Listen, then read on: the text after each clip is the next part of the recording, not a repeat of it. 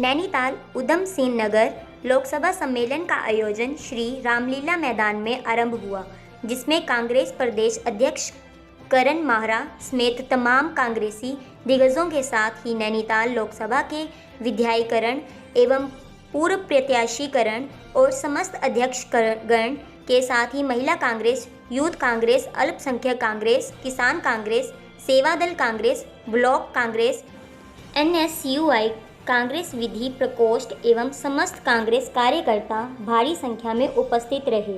कार्यक्रम आयोजक जसपुर विधायक आदेश चौहान व महानगर कांग्रेस कमेटी अध्यक्ष मुशर्रफ हुसैन ने कांग्रेस नेताओं व कार्यकर्ताओं का जोरदार खैरम खदम किया।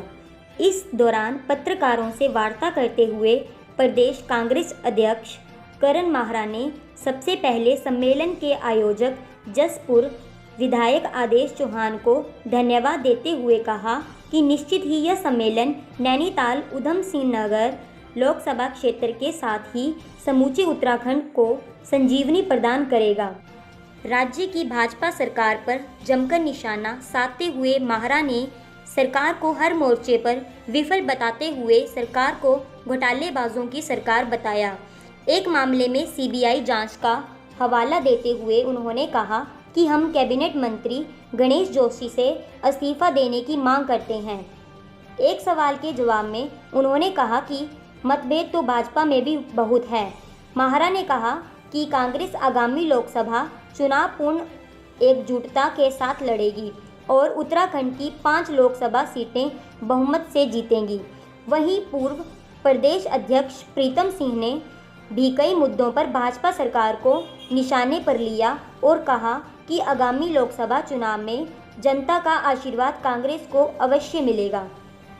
लंबे समय से लगभग 10 महीने से हम लोग इस कवायद में हैं और हमारे सारे जिलाध्यक्ष, महानगर अध्यक्षगण और ब्लॉक अध्यक्षों से मिल के हमारी बूथ कमेटियों के गठन किए हैं और इस समय हम मंडलम की नियुक्तियां लगभग 80% हम कर चुके हैं। जो हमको उम्मीद है कि नवंबर आखिरी तक हम सारे मंडलम 1170 के आसपास मंडलम हमारी नियुक्त होने पूरे प्रदेश में उनकी नियुक्तियां हो जाएंगी, जिससे निश्चित ही हम इनके जो पन्ना प्रमुख और इनके जो शक्ति केंद्र हैं उनको हम मुकाबला बेहतर ढंग से कर पाएंगे। और हमने बागेश्वर में इसको छोटे एक लेवल पर करके देखा था, उसका असर हमें दिखाई दिया है।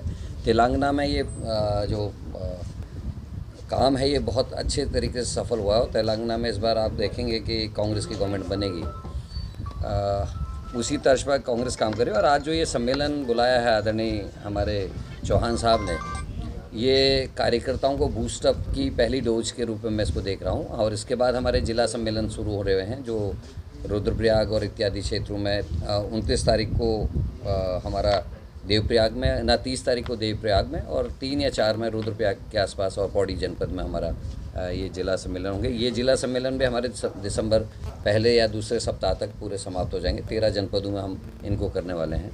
आदेश चौहान जी ने कोशिश की है कि हम उधम सिंह नगर जो पार्लियामेंट्री सीट है उसके सभी प्रमुख हमारे नेतागणों को और हमारे जो अध्यक्षगण हैं उन लोगों को बुलाया जाए और आज कुछ चर्चाएं भी हो जाएंगी। मुझे लगता है कि ये पहला कदम होगा लोकसभा चुनाव की ओर। बात करें तो पिछले जो 2 चुनावों का नतीजे रहे हैं हमारे, वो बहुत हमारे लिए निराशाजनक रहे। और इस बार क्योंकि जो भारत जोड़ो यात्रा राहुल जी की रही है, उसके बाद हमारी उम्मीदें बढ़ी हैं। दूसरी तरफ बीजेपी के जो कारनामे हैं उत्तराखंड में, कम से कम उनका हमको निश्चित ही लाभ मिलेगा। राष्ट्रीय स्तर पर भी चाहे वो किसानों के मामले रहे हैं, गवर्नमेंट फेल रही है। अंतर्राष्ट्रीय खिलाड़ियों के अपमान से लेके अग्निवीर योजना उनकी ख़राब रही है। हमारे यहाँ अंकिता भंडारी मर्डर केस आप सबने बहुत अच्छी प्रमुखता से दिखाया है। जोशीमठ का विषय है, केदारनाथ में सोने की चोरी है। 3 केसेस लगातार ऐसे हो गए हैं जिनको हाई कोर्ट के इंटरवीन करने के बाद सरकार को CBI जांच बैठानी पड़ी है। चाहे वो हरिद्वार का पार्किंग का मैटर है, चाहे वो कॉर्बेट के अंदर पेड़ों के कटान का मामला है, और अभी कल ही जो है जो हमारा हॉर्टिकल्चर डिपार्टमेंट है उससे संबंधित एक बहुत बड़ा मामला है जो उजागर कर गया। और कोर्ट ने करीब 40-42 पेज की ये अपना ऑर्डर पास किया है, जिसमें 27वें नंबर के पेज में आप देखेंगे, मैं इसको आपको दे जाऊंगा, जिसमें एक बीजेपी के विधायक का नाम साफ साफ अंकित है कि उनके भाई को इस तरीके से लाभ पहुंचाया गया और विधायक ने इस तरीके से सर्टिफिकेशन दिया। जितनी ज़मीन नहीं है, जितने पेड़ लग ही नहीं सकते, उतनी केवल ज़मीन में उतने सारे पेड़ों का आवंटन कर दिया रूट्स का, जो संभव ही नहीं है। और इसी तरीके का एक घोटाला जो इससे संबंधित है, शायद उसको भी CBI लेगी।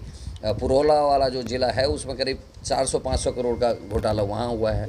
यहाँ विधायक जी ने 25 नाली 30 नाली ज़मीन नाप है, 300 नाली ज़मीन को जो है सरकारी पैसे से तारबाड़ कर ली है, उसमें सड़क बना दी, उसमें प्लांटेशन हो गया। तो ये सारे विषय आए हैं और इन सारे विषयों की वजह से सरकार बैकफुट पे है और कांग्रेस को निश्चित इसका लाभ मिलेगा। पर्वतीय क्षेत्र में खासकर अग्निवीर योजना को लेकर बहुत नाराज़गी है और उसका भी निश्चित ही कांग्रेस को लाभ मिलेगा।